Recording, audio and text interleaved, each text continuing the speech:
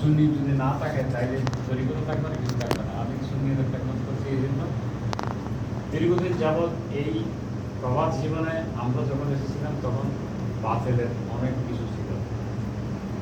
প্রথম যখন 87 সনে আমাদের এগুলা আঞ্জুমান মুতাহাদ্দিসিন যখন দেখতেছে তখন থেকে আমি ওনাদের সাথে জড়িত ছিলাম।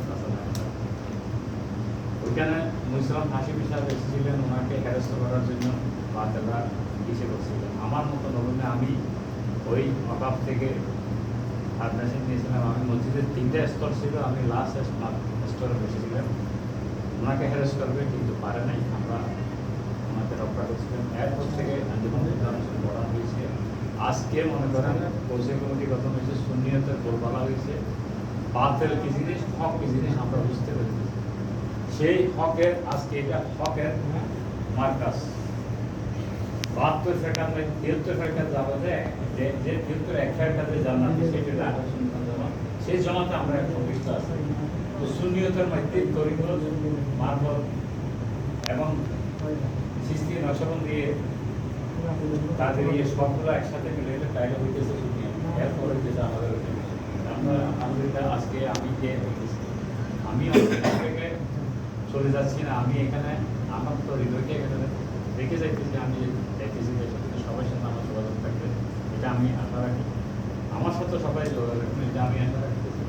আর আমার যদি কোনো ভুল ত্রুটি হয়ে থাকে আমাকে ক্ষমা দৃষ্টিতে দেখবেন। আমি এখানে হয়তো অনেক সময় অনেক কিছু বলেছি, যদি কোনো কেউ যদি কষ্ট হয়ে থাকে আমাকে ক্ষমা করে দিবেন, আমি আপনাদেরকে ক্ষমা দিতেছি। আর একটা কথা বলে আমাদের আজকে প্রেসিডেন্ট সাহেব একদিন একটা ঘটনা শুনতে শেষ করে দিল। একটা বন্ধু আমার এক মানে এক আত্মীয় চিটাং ইউনিভার্সিটির প্রফেসর ছিল, তার ওয়াইফ, তারা দুজন, তার ওয়াইফের মানে ডেলিভারি হবে। তো উনি বলতেছে ভাই আমার ওয়াইফ তো এখন বাঁচবে না, এখন 1 বছরের দিতে বলছে, জানি না উনি তো বাঁচবে না। আমার এসকের থেকে বলছিলাম আমি যে ভাই আপনি কিছু মানব, যদি মানব রেখে হবে এই বুজুর্গে মুখের টাইম দরকার হচ্ছে বুজুর আমি বেশি জানি না কেউ। কিন্তু ওনারা আমাদের ওই যে আমি এটা মানত, উনি কী করছে ওইখানে জব করে দিয়ে দিছে। এখন উনি আমার সাথে আলহামদুলিল্লাহ একটু দোয়া করেন, আজকে উনি আমার সাথে দোয়া করছেন। ওই মহিলা বাচ্চা আমি তো ওইটা কখন আগে দিয়েছি ঢাকাতে ওনারা অপারেশন বেঁচে গেছে। ওইখান থেকে ঢাকা চিটাং ইউনিভার্সিটিকে স্কলার নিয়ে এখন অস্ট্রেলিয়াতে এই হচ্ছে আকিদা। এই আকিদা যদি ঠিক না থাকে তাহলে তরিকত মারাফত থাকি কিছু থাকে না। সব কিছু আমার সুন্নি এবং গোসে কমিটিও আমার, আঞ্জুমান মুতাহাদ্দিসিন আমার, এখানে কোনো ভেদাভেদ নেই। হ্যাঁ বাতিল যারা আছে, যারা মনে করেন এটা নিয়ে কটাক্ষ বলবেন, তারা হচ্ছে বাতিল। আমি বাতিল কোনো কিছু সাপোর্ট করবো না, করিও না, করবো না। আর আমি দেশে থাকলে মনে করেন যেখানে সুন্নিয়ত আছে সেখানে আলহামদুলিল্লাহ আমি কোনোটা থাকবো। আর সুন্নিয়তের ভিতরে যেখানে বলবে সেখানে যাত্রা আমি সাপোর্ট, এটা আমার আকিদা। আমাদের হুজুর কাবার নির্দেশ কী ছিল সুন্নিয়ত। আজকে মনে করেন যে জামিয়ে যদি না হইতে দেবে আমরা এগুলো বুঝতাম না সুন্নিয়ত কী জিনিস।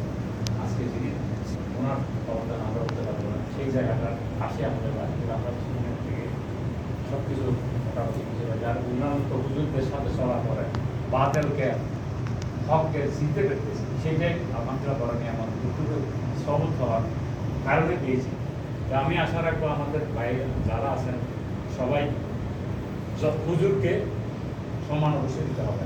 কারণ হুজুর এটা নাইবে রসুল, নাইবে রসুল আমাদের থেকে এলেন বেশি আসে, এলেন যখন আছে এদেরকে সম্মান দিতে হবে। আর সবাই যদি ব্যাপারে বলি কাউকে কটাক্ষ না করে কিছু জানতো না জানার মান করে যদি শিখতে চাই কেউ এখানে বড় কিছু সুবিধা হবে। আর এখানে আমাদের মেয়ে জিনিসটা যেন চলে যায়, মেয়ে বুঝবি নি আমিত্ব জিনিসটা যদি না থাকে তাহলে মনে করেন সব কিছু দুনিয়া আকার করা হবে। আর আমরা যে কমিটিতে আছি ওইটা তো আকারের কমিটি, এটাতে মনে করেন দুনিয়া চিন্তা করে কিচ্ছু নাই আছে।